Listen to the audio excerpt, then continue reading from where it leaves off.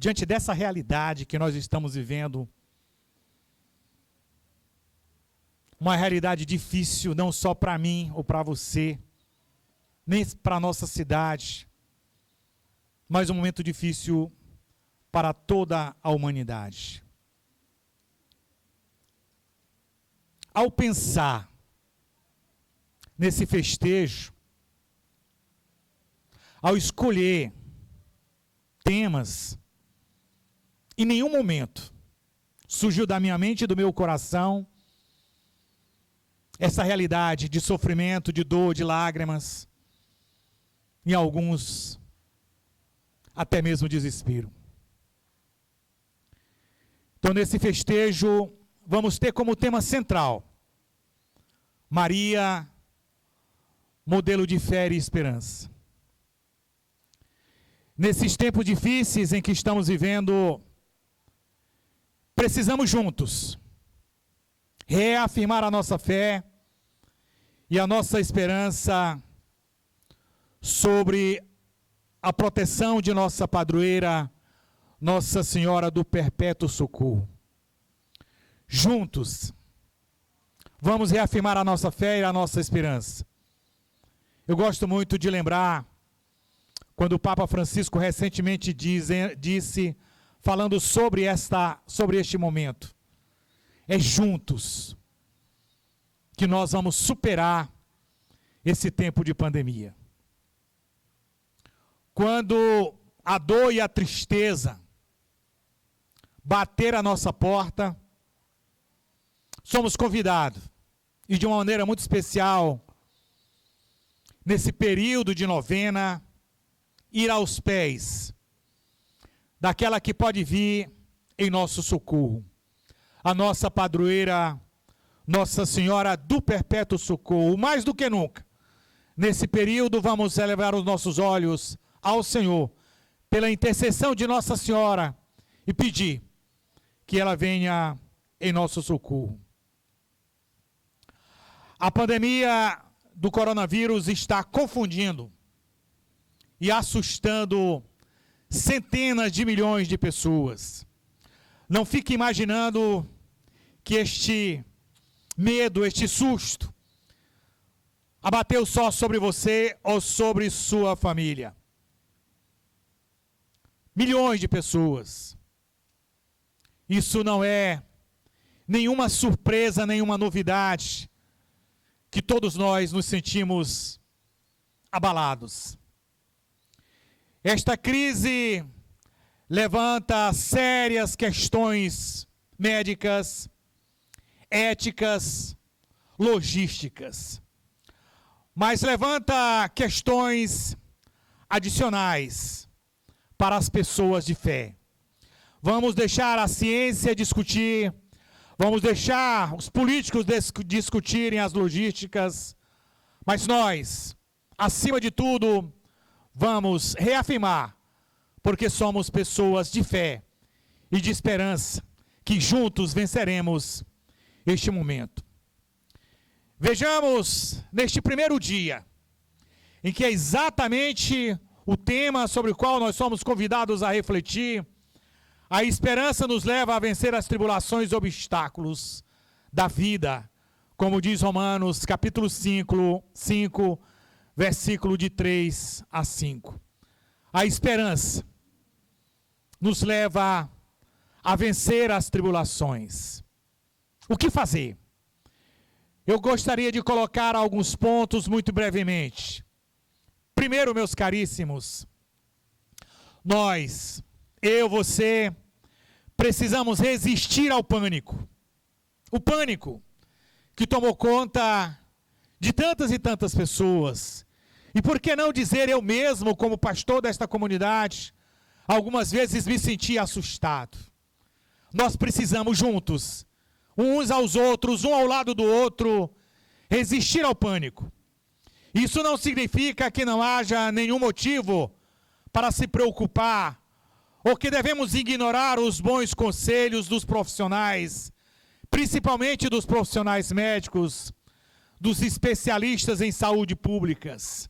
Nós somos convidados a ouvir esses profissionais. Mas o pânico e medo, nós precisamos reafirmar para nós mesmos, não vem de Deus. Portanto, a palavra hoje, nesse primeiro dia, diante dessa realidade que nós iremos refletir, é calma.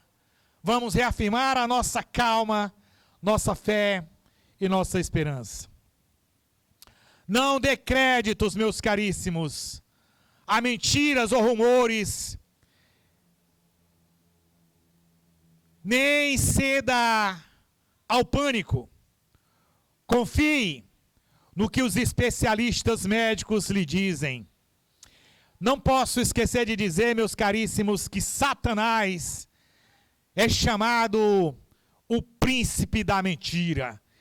E parece que o Satanás está aproveitando esse momento em que nós estamos vivendo para espalhar mentiras, espalhar pânico, medo entre nós. O pânico, ao confundir e assustar você, afasta-nos da ajuda que Deus quer nos dar. O pânico não vem de Deus. E a gente se pergunta, e o que é que vem de Deus? Nesse momento que nós estamos assustados, nós perguntamos, o que vem de Deus? Nesse momento, Santo Inácio nos dizia, o Espírito de Deus desperta coragem, força, consolação, inspiração e tranquilidade. Portanto, esta é a palavra. Estas são as palavras que devem penetrar em nosso coração diante desse momento em que nós estamos vivendo. Coragem, força, consolação, inspiração e tranquilidade. Não tenhais medo. É a palavra que nós ouvimos inúmeras vezes, Jesus dizendo aos seus discípulos, não tenham medo, eu estarei com vocês todos os dias, até a consumação dos tempos. Segundo ponto, não demonize. Resista, meus caríssimos, à tentação de demonizar ou criar um bode expiatório para este momento, em que aumenta em tempos de estresse e de escassez. Meus caríssimos, a Covid não é uma doença chinesa. Nós precisamos nos distanciar dessas mentiras e desses boatos que se espalham.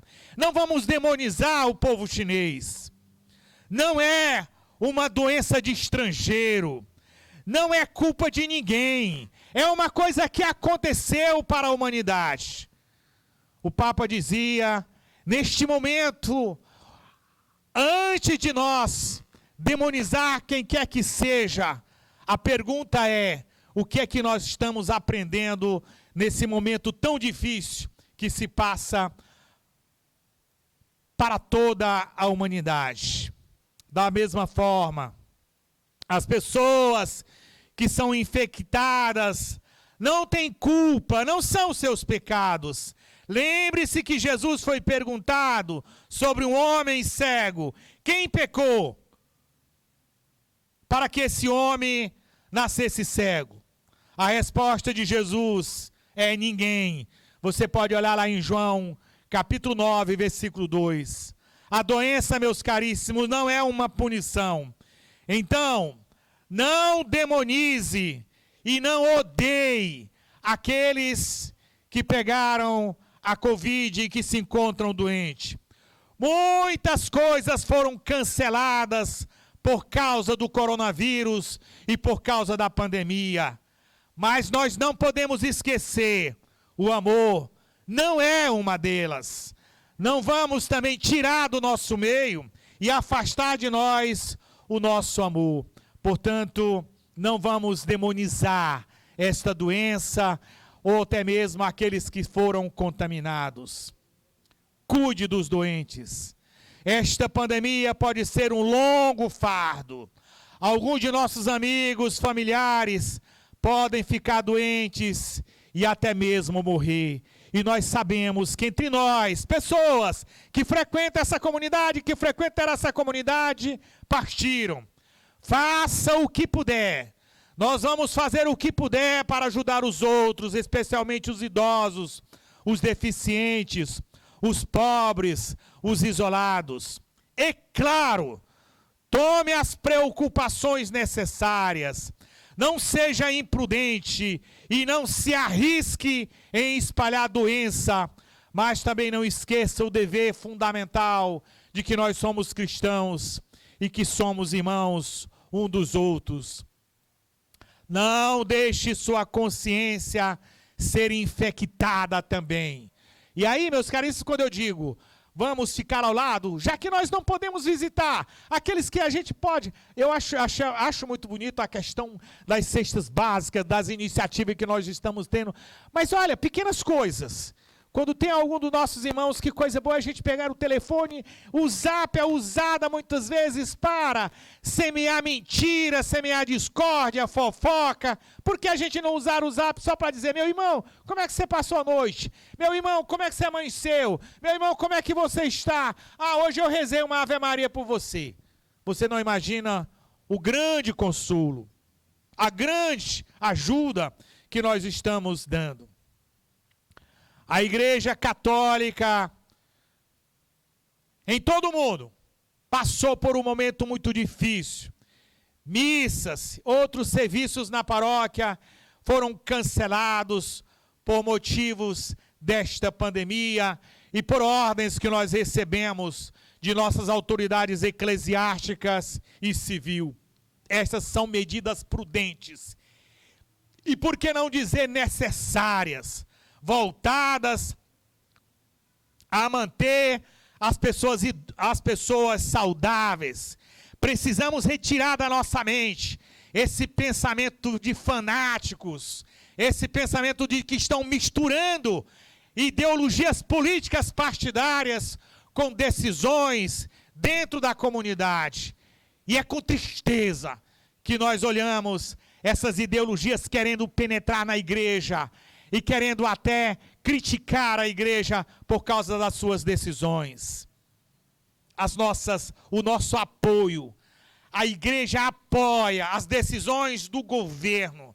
A igreja apoia as decisões eclesiásticas de nossos bispos. Porque é para o nosso bem. E não cabe a nós ficar tecendo comentários ou jogando para questões políticas. Ela tem um custo. E nós sabemos, para muitas pessoas, isso retira uma das partes mais consoladoras de nossas vidas, a missa e a Eucaristia, e as isola ainda mais da comunidade em um momento em que eles mais precisam de apoio, e nós sabemos disso. Mas o que nós podemos fazer? Bem, meus caríssimos, existem muitas missas pela televisão, transmitidas ao vivo, assim como outros são transmitidas pelo rádio e por outros meios de comunicação.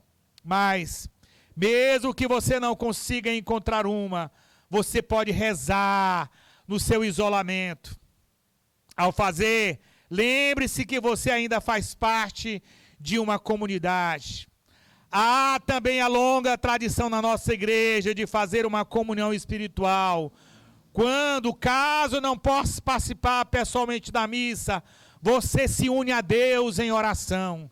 Para quê? Eu sei que nós, naquele período que nós fechamos a igreja e recebemos tantas pedras e tantas críticas, eu não me arrependo de nenhum momento das nossas decisões, porque nós, como Igreja Católica, estamos demonstrando a nossa maturidade, a nossa espiritualidade. Não depende, e é muito bom que a gente não esqueça, lembre-se também que a igreja não é um edifício, a igreja é uma comunidade, aonde você esteja, com o seu espírito se una a nós, e nós seremos essa comunidade. Portanto, por último, confie que Deus está com você, nós vamos confiar que Deus não nos abandonou, Deus não abandonou a humanidade. A cena mais forte que nós temos foi aquela caminhada solitária do Papa no Vaticano, com um sereno, ao final da tarde, aquele homem idoso, mancando, mas com a certeza de que Deus não nos abandona, de que Deus não nos abandonou. Portanto, vamos reafirmar a nossa fé com esse tema, com fé e esperança em Nossa Senhora. Confiamos, muitas pessoas, especialmente os doentes, podem sentir uma sensação de isolamento que agrava o medo. E muitos de nós, mesmo não sendo infectados, conhecerão pessoas que estão doentes e que até podem morrer. Então a maioria se pergunta naturalmente, por que isso está acontecendo? Meus caríssimos, a igreja, nós não temos respostas. Não existe uma resposta satisfatória. O que nós devemos fazer é nos perguntar o que Deus quer dizer a cada um de nós. O que Deus quer dizer à humanidade nesse momento em que nós estamos vivendo. Portanto, convido você, nesse período, tem dias que nós vamos refletir sobre esse assunto, sobre outros assuntos, mas o que eu quero convidar a todos os paroquianos, convide outras pessoas, para que a gente possa, com fé e esperança, levantar a nossa cabeça e enfrentar esse momento tão difícil em que nós estamos vivendo. E clamando sempre que Nossa Senhora do Perpétuo Socorro venha em nosso socorro. Nos últimos 2 dias, nós vamos reservar um dia de oração pelos doentes. E no penúltimo dia, nós vamos rezar exclusivamente por aqueles que caminharam conosco e que essa doença tirou de nós. Que o Senhor acolha para a eternidade. Mas a nossa oração, durante todos esses dias, a Nossa Senhora do Perpétuo Socorro o Senhor não nos abandonou e que nossa padroeira venha em nosso socorro. Amém. Em nome do Pai, do Filho e do Espírito Santo.